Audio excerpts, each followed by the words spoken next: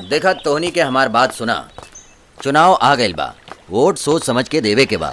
अब की बेर चुनाव में लोटा विधायक भी खड़ा बा, लेकिन अब की बेर हमनी के अपन वोट विधायक लोटा प्रसाद के नहीं के देवे के। हमनी के वोट ऐसा आदमी के देवे के पड़ी जो हमनी के सुख दुख में साथ देवे। अगर हमनी के वोट लोटा प्रसाद के ना देहल जाई तो का वो काल भैरव के देहल जाई का? ना काल भैरव के ना लोटा प्रसाद के, हमनी के वोट सुनील सारंग के देहल जाई। मास्टर साहब, रउआ काल भैरव के स्कूल के मास्टर बानी और ओकरे खिलाफ रउआ वोट देने के कहतानी, और ये बात अगर काल भैरव के पता चली तो वो अपने के छोड़ी। हम तो सिर्फ काल भैरव के स्कूल में काम करेनी, ओकर गुलाम तो नानू हई। आज हम वह बोला तानी जो हमनी के खातिर, समाज के खातिर, ये गांव के खातिर उचित बा। सच बोले खातिर केहू हमार जान भी ले लेवे तो हमरा कोनो डर नहीं खे। अपने के लइका हमरा के बियाह के सपना दिखाइलस, हमरा साथे मौज मस्ती कैलस। आज हमरा पेट में बच्चा पल रहल बा, रउआ हमरा साथे न्याय करी, हमार अपना बेटा से शादी करा दी। बहुत गलत कैलस हमार बेटा तोरा साथे, बहुत बड़ा पापी बा हमार बेटा। तोहरा न्याय जरूर मिली। तोहरा न्याय दी हमारी रिवॉल्वर। ऊ मास्टरवा दीनानाथ अपने के बारे में पूरा गांव वाला के भड़कावता, अपने के एको वोट ना मिली। कालो के काल, महाकाल, काल भैरव नाम हमार। हमरा से काल भी डरेला। ये गांव में सर उठाए वाला हर आदमी के सर कुचल दिहल जाई।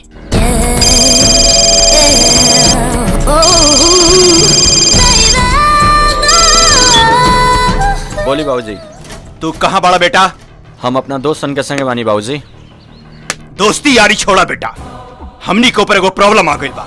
उस साला हमनी के टुकड़ा पर पले वाला दीनानाथ मास्टर हमनी के विरुद्ध गांव वाला के भड़का रहल बा।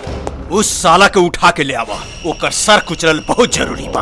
अरे मास्टर, हमनी के टुकड़ा पर पलता रे, हमनी के देहल खाता रे, अब बाप बेटा मिल के गांव वाला के हमनी के विरुद्ध भड़का होता रे। का बात बा? मास्टरी छोड़ के नेतागिरी करबे का रे?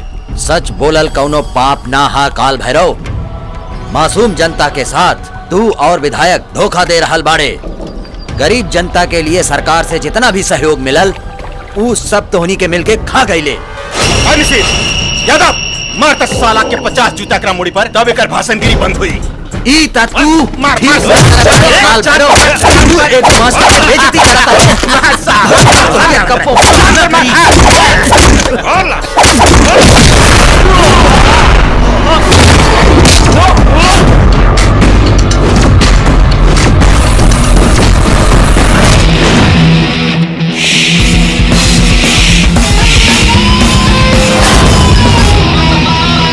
अरे जूता खोर, पब्लिक से इतना जूता खैली है फिर भी पेट ना भरल, और जूता खैबे का?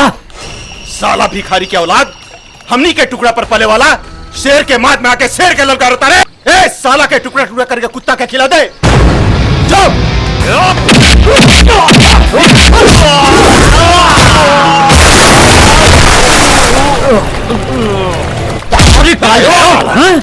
काल भैरव नाम है तुहार, कालों के काल महाकाल। तुहार नाम सुन के यमराज भी डरेला। अब बोल, छोड़ दे बेटा, छोड़ दे। कि यमराज के पास भेज दें? छोड़ दे बेटा, ये हमनी के अन्नदाता हुए। छोड़ दे बेटा। छोड़ी बाबूजी, जौन आदमी अपने के अपमान करी हम ओकरा के ना छोड़े। मत साला के। ना ना ना, मर जाए। छोड़ा दो ओकरा के। हमार बेटा मर जाए मालिक, ओकरा के माफ कर दा। तोहरा हमरा पैर पर अपन नाक रगड़ के पड़ी, तब हम तोहर बेटा के छोड़े। बोल।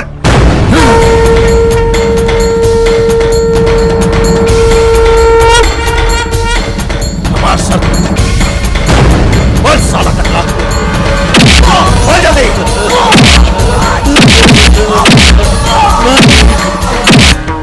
बाबूजी, हमारे खून के एक एक कतरा निकल जाए दे, लेकिन रहुआ ऐसा काम मत करी। जौन सर भगवान के आगे झुकेला, रहुआ ऐसा कुत्ता लोग के सामने मत झुकाई। साला रगड़, धीरे धीरे चल। बाबूजी साला नहीं मत करो बाबूजी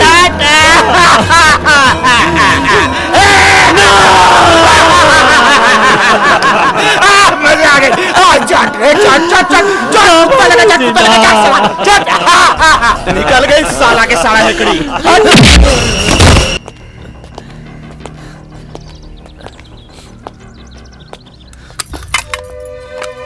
अरे का हो गई हमरा बेटा के?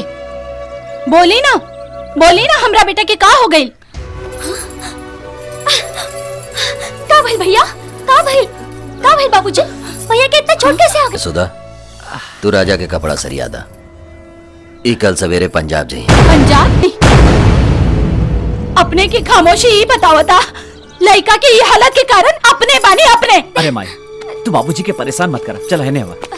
चुप, तोहरा के 9 महीना अपना कोख में रखनी, 5 साल तकले अपन छाती के दूध पियाईनी तोहरा के शेर बनावे खातिर। तू हमार बेटा है, हमार बेटा क्या करो डर से ये गांव छोड़ के ना जाई। ता तू का चाहता रू? अपन बेटा के चिता देखे के चाहता रू? ना हम मजबूर बानी है सुधा। अगर राजा सवेरे तक ही गांव छोड़ के ना गए ता ओकनी हमनी के गोली मार दी हसन।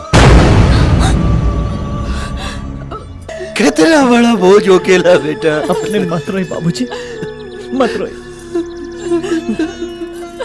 हम राव रात में आंसू नहीं की देख सकत। हम भी आने जाता नहीं पंजाब, हम चल जाता नहीं बाबूजी। चीयर्स आज के बाद कोनो भी गांव वाला आंख उठा के ना देखी। ऐसा मत बोला शक्ति सिंह, पूरा गांव वाला विरुद्ध बा हमनी के। ए बकवास बंद करा, केहू कुछ ना करी हमनी के। हमनी लगे कोई ऐसा प्लान बा कि अब की बार के चुनाव में भी वोट हमनी के विधायक के ही मिली। अब विधायक जीतिए हमनी के राज करिए। देखा विधायक जी, हम ही कह के चाहता नहीं कि हमनी दोनों जने मिल के चुनाव लड़ल जाओ और चुनाव जीतला के बाद तू मंत्री बन जा। फिर दारू के ठेका, रोड के ठेका, इस शहर में गुंडागर्दी के ठेका सारा हमरा बेटा हमरा नाम पर हो जाए। दूसरा शर्त हमारी बा कि हम चाहता नहीं कि हम अपन इकलौता बेटा शक्ति सिंह के बियाह तो हर बेटी रानी के साथ कर देहल जाओ। हमनी के जोन दोस्ती बानू ओकरा के रिश्तेदारी में बदल देहल जाओ। हमरा और सब शर्त मंजूर बा। वाह भैया चला बधाई हो के विधायक। हम चाहता नहीं तो अपन बेटी के सगाई आज हमारा बेटा के साथ करता। बुलाओ अपन बेटा। हाँ एकदम। चीयर्स बेटा। चीयर्स। देखा हम पंजाब जाता नहीं, जल्दी आ जाए। हाँ हमार माई बाबूजी और बहन के तो लोग ध्यान रखिए सर, और कोनो बदमाशी मत करिए सर। ए अंधा,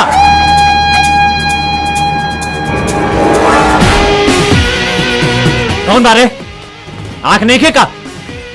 ब्लडी बास्टर्ड, व्हाट यू मीन? गाली किसको दिया? हम गाली देने, उतर गाड़ी से। मुंह संभाल के बात कर बदतमीज लड़की। तोरा के गाड़ी चलावे के आइडिया नहीं खेका? तू आपन मुंह संभाल के बात कर। तू हमरा के जानत नहीं खे। हम ही शहर के सबसे बड़ा बाहुबली काल भैरव के होके वाला बहू हैं और शक्ति सिंह के पत्नी हैं और विधायक ज्वाला पांडे के बेटी हैं। तू विधायक के बेटी हो तो हमरा के जान से मार देबू? ये रास्ता तुम्हार बाप के हका? यू नॉनसेंस, मुंह संभाल के बात कर। बेसी अंग्रेजी में गिटर पिटर मत करा। ए बाबूनी, तोरा से ज्यादा हम पढ़ल लिखल बानी। जीजीएमपी हैं हम, जीजीएमपी। जीजीएमपी का मतलब समझ लू, घीच घाच के मैट्रिक पास। अब समझ में आ गई हमारी डिग्री। अगर हम अंग्रेजी झाड़े लागब तो तोहार सब कुछ छड़ जाए। गांव में आ गई बाड़ू, गांव की भाषा में बात करा। चला माफी मांगा हमरा से। मांगा माफी। माफी? हाँ। यू मीन से सॉरी? सॉरी माय फुट। पार्टी। अरे का हो गई हमारे होखे वाली बहू के? का हो गल बेटी? हमरा क्यों जिंदा चाहिए?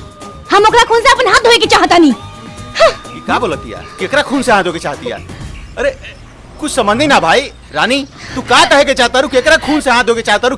कहा तू केकरा से बड़ी तरह का भइला? भूकल बताले सह वो दीनानाथ मास्टरवा के बेटा रानी बिटिया के रोड पर नचवा नचवा के बहुत बेइज्जत केले सह। तू ओकरा के उठा के हमरा सामने लेके आ। हम साला के पूरे खानदान को 6 इंची छोटा कर दे। हम साले के अभी लेके आवता नहीं, तू चिंता मत करा। उड़ा दे के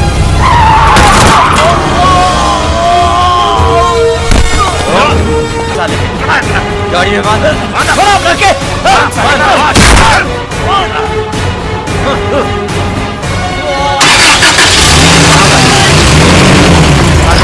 ना शक्ति, एकरा के इतना आसान मौत मत मारो। जे तरे हमार इज्जत के धज्जी उड़ेले बा, ओही तरह कर पूरा शरीर के हम धज्जी धज्जी उड़ा देम। डोंट वरी, आज हम तोहरा के ऐसा मजा चकाए कि तू जिंदगी भर याद रख पे। आज तोहरा के छठी के दूध याद न दिला देहनी तो हमार नाम रानी ना। माई कसम रानी जी, आज तक की दुनिया में कौनो माइका लाल ऐसा पैदा ना भइल जे राजा यादव के छठी के दूध याद दिला देवे। तोहरा के अपना ऊपर बहुत घमंड बाना। जिंदगी झंडभा तक का भइल मैडम, ऊपर से नीचे तक घमंडे घमंड बा।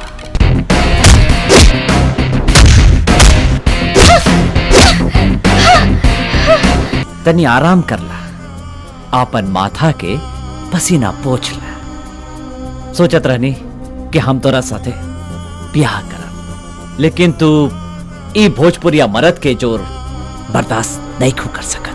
दो कोड़ी का आदमी, तू हमरा साथे ब्याह करे के सपना देखत आरे?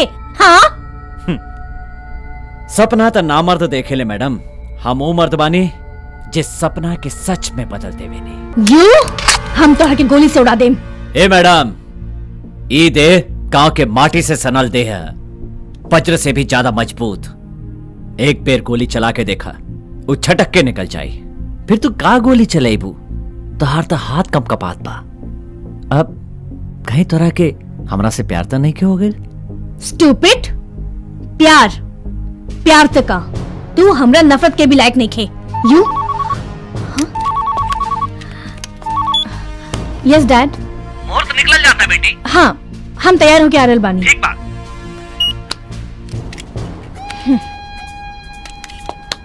तो हर व्यवस्था हम सवेरे करें। रुकी मैडम, तनी जल्दी आई हा। तोहार बिना ई जगह सुनसान लागता। विधायक, हमनी के दोस्ती आज रिश्तेदारी में बदले जाता है। बेटा जा जल्दी से सगाई का रस्म पूरा करा। हाँ बेटा, जल्दी करा, मुहूर्त निकल जाता।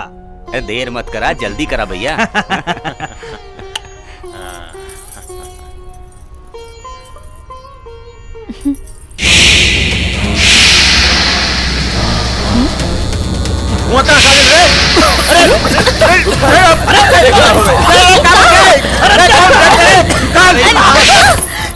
छोड़ दो हमरा के।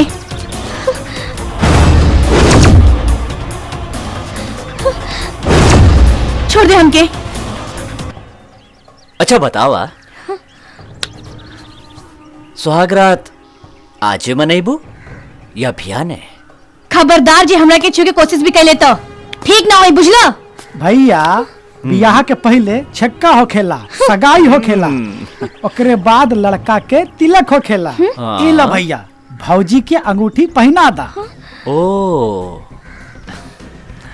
लादा हाथ। अरे हाथ दे दा। अरे दे दो हाथ, दे दा। छोड़ो, मुहूर्त के टाइम छोड़ो निकल हमके। जा।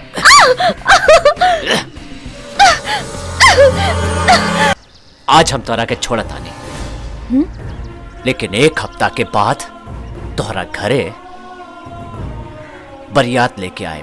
कह दिया अपन बाप से। और हाँ, जाए से पहले तू अपन प्रतिज्ञा पूरा कर ला।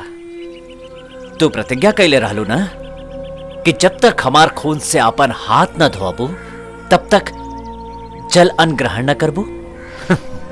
अरे अब तो हर पति होके के नाते तो हर चीज पे ध्यान देवल हमार फर्ज बा ना।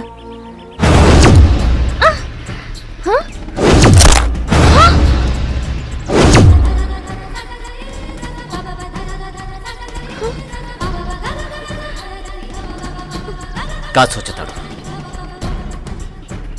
अपन प्रतिज्ञा पूरा करा। चिंता मत करा। जब तक तू अपन हाथ ना धोबो तब तक की खून बंद ना होगी। का देखा तारू? यादव के बेटा है, प्राण चल जाए तो चल जाए पर वचन न जाए। अगर तुहार सारा खानदान भी खून से नहाए के चाहे तब भी खून बंद ना होगी।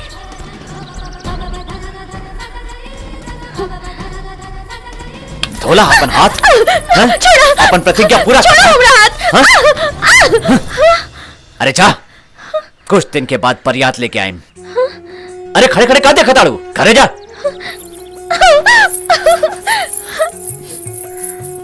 भैया डेलेगुआ तो बहुत अच्छा मरला, आप का करबा?